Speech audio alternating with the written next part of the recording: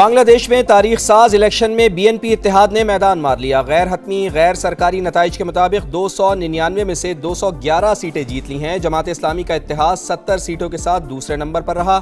Bangladeshi media के मुताबिक तलबा तहरीक की जमात एनसीपी सिर्फ 3 सीटें ही हासिल कर सकी। टर्न आउट 60% से जायद रहा। बीएनपी के रहनुमा तारिक रहमान दोनों नशिस्तों पर कामयाब, कारकुनान को जश्न से रोक दिया। जुमे के इज्तिमात में दुआओं की अपील। जमात इस्लामी के अमीर शफीकुर रहमान कहते हैं नतीजा कुछ भी हो मुखालिफत बराए मुखालिफत नहीं, मुस्बत सियासत करेंगे। तलबा तहरीक की जमात का इंतखाबी नताइज में बेज़ाब्तगियों का इल्ज़ाम, इलेक्शन कमीशन से नताइज रोकने का मुतालबा।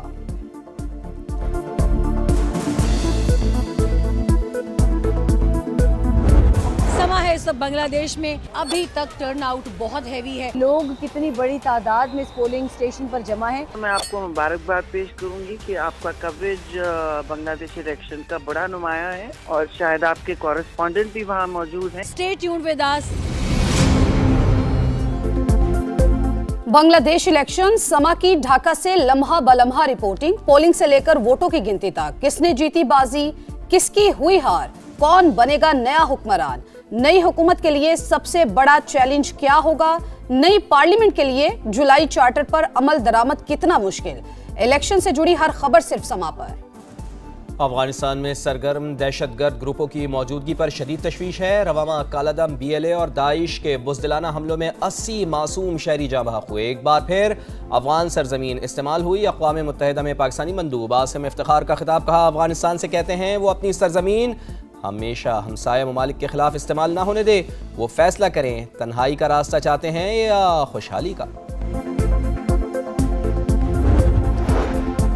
सदर आसिफ अली जरदारी से वजीर आजम की मुलाकात। सिक्योरिटी सूरत हाल समेत अहम मामलात पर मुशावरत। शहबाज शरीफ ने सदर मुमलिकत को गजा इजलास में शिरकत पर एतमाद भी लिया।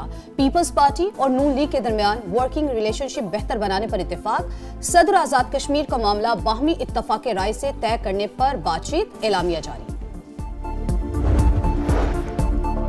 ईरान के साथ आइंदा हफ्ते मुआहदे का इम्कान। जितनी देर चाहें मुज़ाकरात करें, अगर वो डील नहीं करते तो हालात मुश्किल हो जाएंगे।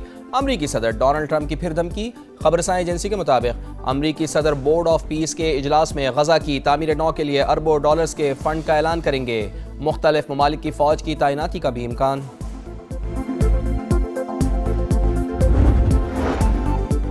बानी पीटीआई की सेहत पर तहफ़्फ़ुज़ात। तहरीक इंसाफ का आज पार्लियामेंट हाउस के सामने धरना का ऐलान। रिपोर्ट जमा कराए 3 दिन हो गए। बानी की आंख का इलाज क्यों नहीं कराया गया। जब तक मुतालबात पर अमल नहीं होगा हम नहीं उठेंगे। सेनेट में अपोजिशन लीडर राजा नासिर अब्बास की ललकार। कहा बताया जाए वो कौन मुजरिम है जिसकी वजह से बानी की बेनाई चली गई। महमूद अचकज़ई बोले एहतजाज पुरअमन होगा, अगर कुछ गलत हुआ तो नताइज की जिम्मेदार हुकूमत होगी। बानी पीटीआई को इलाज के लिए मुल्क से बाहर भी भेजना पड़ा तो भेजेंगे। वफाकी वजीर डॉक्टर तारिक फजल चौधरी का प्रोग्राम नदीम मलिक लाइव में बड़ा बयान। कहा बानी की सेहत हुकूमत की तरजीह, उनसे कोई जाती इनाद और दुश्मनी नहीं। बानी अगर अल शिफा में इलाज पर राजी हैं तो हमें कोई इतराज़ नहीं। उन्हीं की दरख्वास्त पर पेम्स भेजा गया।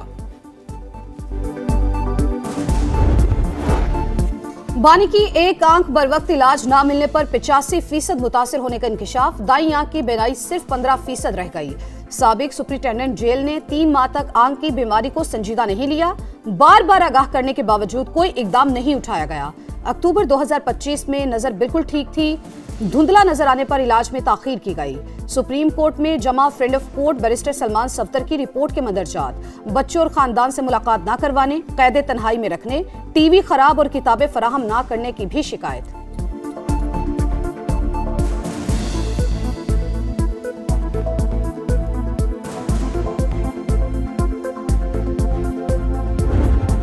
हुकूमत की बानी पीटीआई के तिब्बी मुआयने और बच्चों से फोन पर बात करवाने की यकीन दहानी। सुप्रिंटेंडेंट जेल और सलमान सफदर की रिपोर्ट्स में एक बात मुश्तरक है कि बानी को मुनासिब जगह और सहूलियात मैसर हैं। सेहत के मामले पर हुकूमत क्या कर सकती है। दौरान समाअत चीफ जस्टिस का इस्तफसार। 16 फरवरी से पहले दोबारा मुआयना करा देंगे, अटॉर्नी जनरल का जवाब। चीफ जस्टिस ने कहा हुकूमत अच्छे मूड में लग रही है, बच्चों से बातचीत का मामला भी देख ले। अटॉर्नी जनरल बोले हम फोन पर बच्चों से बात भी करवा देंगे। चीफ जस्टिस ने रिमार्क्स दिए बानी पीटीआई की आंख खराब है तो किताबें ना ही पढ़ें, डॉक्टर्स की इजाजत से किताबें फराहम करें।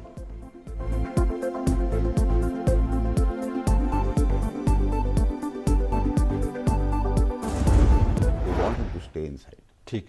जब तक वो इनसाइड है ये मौजें हैं। उनको पता है मिसाल के तौर पर कल खान आ जाए तो ये सड़क पर होंगे, जहाँ पहले थे वहीं वहाँ वापस चले जाएंगे। वो अंदर है तो ये इस जगह पे बैठे। पीटीआई वाले नहीं चाहते बानी जेल से बाहर आए। ये जानते हैं बानी के बाहर आने से मौजें खत्म हो जाएंगी और सड़कों पर आ जाएंगे। फैसल वावडा की program red line with Talat में गुफ्तगू। तहरीक इंसाफ ही हुकूमत की हकीकी जामिन करार। कहा पीटीआई का बयानिया एक तरफ और सहारा दूसरी तरफ है। वज़ीर आला खैबर पख्तूनख्वा सुहेल आफरीदी मुस्बत सियासत कर रहे हैं।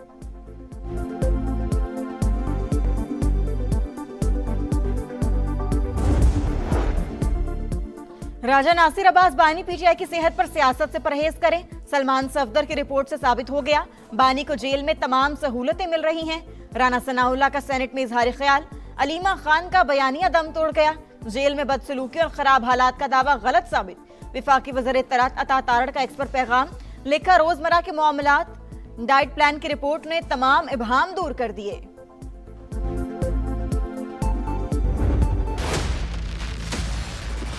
वाली वालों, अब की बार किसी फ्रॉड को वोट ना देना। जब वोट तो मियां वाली से लिया जाता था, लेकिन मियां वाली को रुलने के लिए छोड़ जाता था। आज मियां वाली के लिए मेडिकल कॉलेज का तोहफा लेकर आई हूँ। कॉलेज ऑफ एलाइड प्रोफेशनल्स भी मियां वाली में लेकर आ रही हूँ। मियां वाली ने 4 साल पंजाब और पाकिस्तान पर हुकूमत की, लेकिन तरक्की से महरूम रहा। मियां वाली के अवाम अब किसी फ्रॉड को वोट ना दें। वज़ीर आला मरियम नवाज के सियासी मुखालफिन पर लफ्जी वार। कहा दावों पर नहीं अमली इक़दामात पर यकीन रखती हूँ। जो सहूलियात लाहौर में हैं वहीं मियां वाली को भी दें। यहाँ भी ग्रीन बस चल रही है। अवाम की मोहब्बत का जवाब खिदमत से दूंगी। किसानों को फीकस 5 एकड़ जमीन दी जाएगी। मियां वाली में मेडिकल, लॉ और ज़रई कॉलेज बनाने का ऐलान। पाकिस्तान का ओआईसी ममालिक में इलाकाई राबतों के फरोग का आज़म। सीपैक 2 के तहत सरमायाकारी के मौके मौजूद हैं। जमीनी राबते अब महज इंतखाब नहीं बल्कि नागुज़ीर ज़रूरत बन चुके। इस्तांबुल में वफाकी वज़ीर मवासिलात अब्दुल अलीम खान का ओआईसी ट्रांसपोर्ट वज़रा कॉन्फ्रेंस से अहम खिताब। कहा गवादर पोर्ट के जरिए तिजारती सहूलियात फराहम करने को तैयार हैं। सिर्फ जमीन पर ही नहीं, अब सितारों से भी आगे होगा पाकिस्तान। खलाई टेक्नोलॉजी में नया संगे मील अबूर। चीनी सेंटर से पाकिस्तान का दूसरा मकामी इलेक्ट्रो ऑप्टिकल सैटेलाइट कामयाबी से लॉन्च। आईएसपीआर के मुताबिक नया सैटेलाइट EO1 के साथ मिलकर जमीन का मुशाहिदा करेगा, डेटे की दुरुस्तगी में इजाफा करेगा। T20 वर्ल्ड कप में इटली के लिए तारीखी लम्हा। पहली बार मेगा इवेंट खेलने वाली टीम ने नेपाल को 10 विकेटों से हराया। मॉस्का ब्रदर्स की निस्फ सेंचुरियां 124 रन का हदफ 13वें ओवर में हासिल किया। भारत ने कमजोर हरीफ नमीबिया को 93 रन पर हरा दिया। ऑलराउंड परफॉर्मेंस पर हार्दिक पांड्या मैच के हीरो करार। श्रीलंका ने ओमान को 105 रन से जेर किया।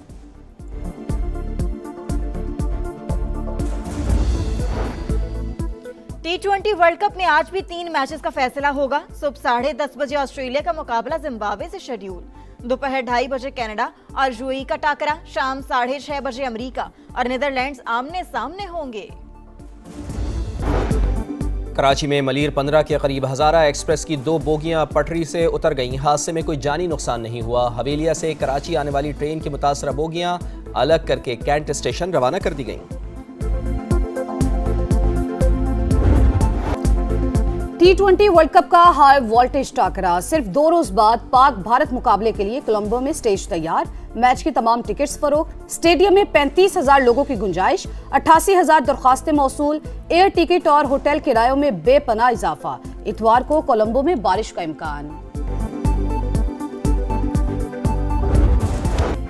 और रेगिस्तान में रफ्तार का इम्तिहान। चोलिस्तान जीप रैली में प्रीपेड कैटेगरी के मुकाबले आज होंगे। 40 रेसर्स 216 किलोमीटर तवील ट्रैक पर महारत के जौहर दिखाएंगे।